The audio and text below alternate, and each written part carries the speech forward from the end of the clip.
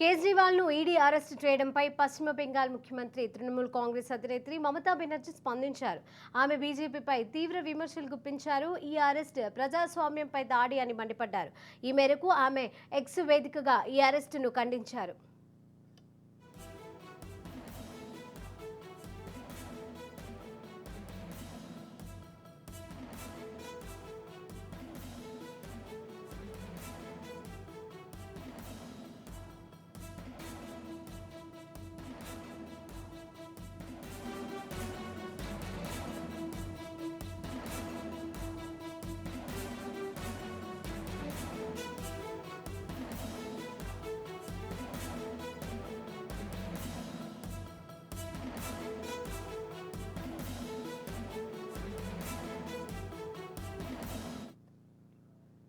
ప్రతిపక్షంలో ఉన్న ముఖ్యమంత్రులను ఉద్దేశపూర్వకంగా లక్ష్యంగా చేసుకుని అరెస్టు చేస్తున్నారని, ఇది చాలా దారుణమని విమర్శించారు.